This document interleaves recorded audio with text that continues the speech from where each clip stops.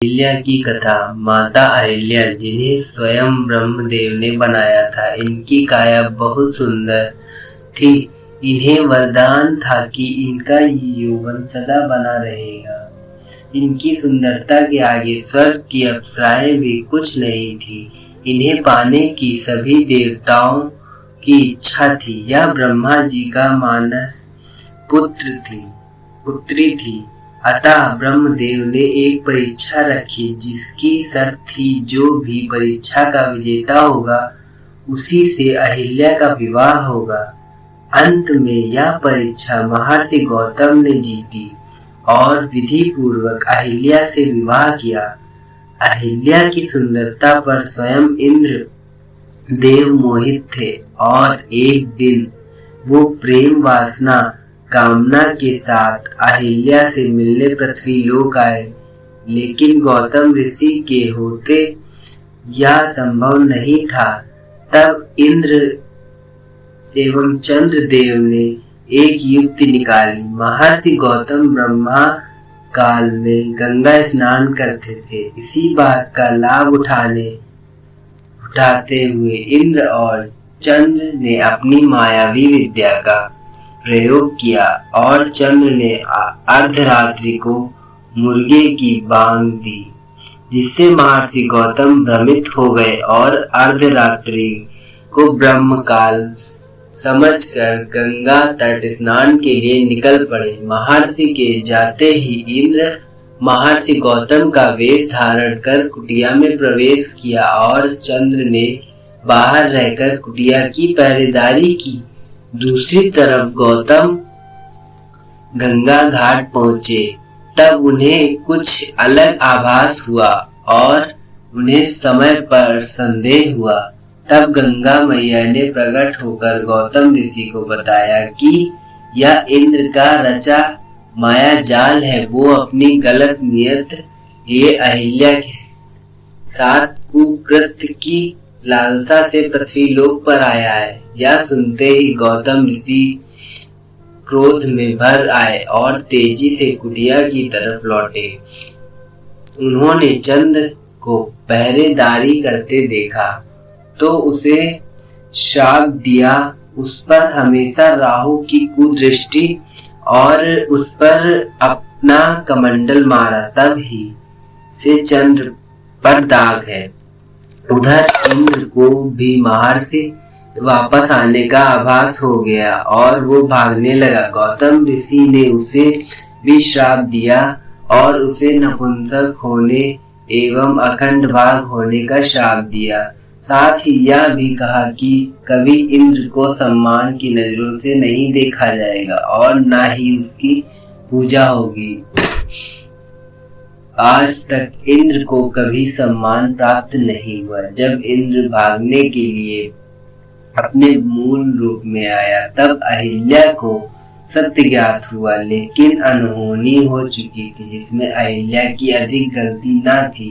उसके साथ तो बहुत बड़ा छल हुआ था, लेकिन महर्षि गौतम अत्यंत क्रोधित थे और उन्होंने अहिल्या को अनंत समय के लिए एक शिला में बदल जाने का श्राप दिया है। जब महर्षि का क्रोध शांत हुआ तब उन्हें एहसास हुआ कि इस सब में अहिल्या की उतनी गलती नहीं थी, परंतु वे अपना शाप वापस नहीं ले सकते थे। अपने इस शाप को महर्षि गौतम भी बहुत दुखी थे। तब उन्होंने अहिल्या की शिला से कहा, जिस दिन तुम्हारी शिला पर किसी दिव्य आत्मा के चरणों की धूल स्पर्श होगी उस दिन तुम्हारी मुक्ति हो जाएगी और तुम अपने पूर्व स्वरूप में पुनः लौट आओगी। इतना कहकर दुखी गौतम ऋषि हिमालय चले गए और जनकपुर की कुटिया में अहिल्या की शिला युगों युगों तक अपनी मुक्ति की प्रतीक्षा में कष्ट भोग रही थी। युग युगों बीतने के बाद जब महर्षि विश्वामित्र राक्षसी ताड़का के वध के लिए अयोध्या से प्रभु राम और लक्ष्मण को लेकर आए, तब ताड़का का वध के बाद वे यज्ञ के लिए आगे बढ़ रहे थे। तब प्रभु की नजर उस पर वीरान कुटिया पर पड़ी। वे वहां रुक गए। उन्होंने महर्षि विश्वामित्र से पूछा, हे गुरुवर, यह कुटिया किसकी है? यहाँ वीरानी है, जहाँ ऐसा प्रतीत होता है कि कोई युगों से नहीं आया। कोई पशु पक्षी भी यहाँ नहीं दिखाई सुनाई नहीं पड़ता। आखिर क्या है इस जगह का रहस्य? तब महर्षि विश्वामित्र कहते हैं, राम, यह कुटिया तुम्हारे लिए ही प्रतीक्षा कर रही है। यहाँ बनी वह शिला तुम्हारे चरणों की धूल के लिए युगों तुम्हारी प्रतीक्षा कर रही है। राम पूछते हैं, कौन है यह शिला और क्यों मेरी प्रतीक्षा कर रही है? महर्षि विश्वामित्र राम और लक्ष्मण को देवी अहिल्या के जीवन की पूरी कथा सुनाते हैं। कथा सुनाने के बाद राम अपने चरणों से शिला पर स्पर्श करते हैं और देखते हैं कि वह शिला एक सुंदर स्त्री के रूप में बदल जाती है। प्रभु राम का वंदन करती है। देवी अहिल्या राम से निवेदन करती है कि वो चाहती है कि उनके स्वामी महर्षि गौतम उन्हें क्षमा कर उन्हें पुनः अपने जीवन में स्थान दें।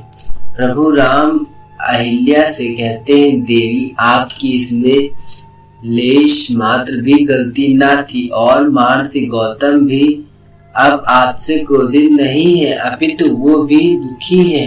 अहिल्या के अपने स्वरूप में आते ही कुटिया में बाहर आ जाती है और पुनः पंछी चहचहाने लगते हैं। इस तरह प्रभु राम देवी अहिल्या का उद्धार करते हैं और आगे बढ़ते हुए जनक कन्या सीता के स्वयंवर का हिस्सा बनते हैं। आज के कलयुग के समय में इंद्र जैसे अनेक हैं, लेकिन प्रभु राम जैसा कोई नहीं।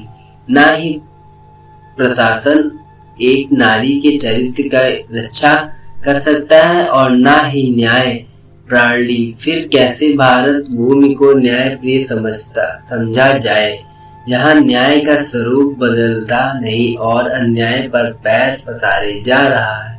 भारत के पुराणों में नारी का स्थान देवी मूल्य है और आज के समय में इस पैरों की धूल की तरह रौंदा जा रहा है। क्या आज का भारत इतना कमजोर है कि नारी की असीमता की रक्षा के लिए कोई कठोर दंड नहीं तय कर पा रहा है? यह विषय इतना भयावह रूप से हो चुका है कि एक नारी और अपने देश में अपमानित और असुरक्षित महसूस करती है।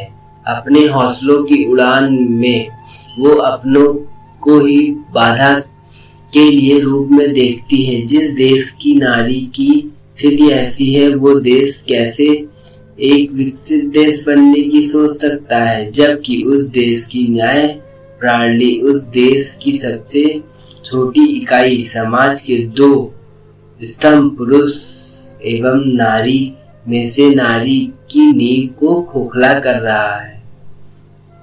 धन्यवाद दोस्तों। जय श्री राम।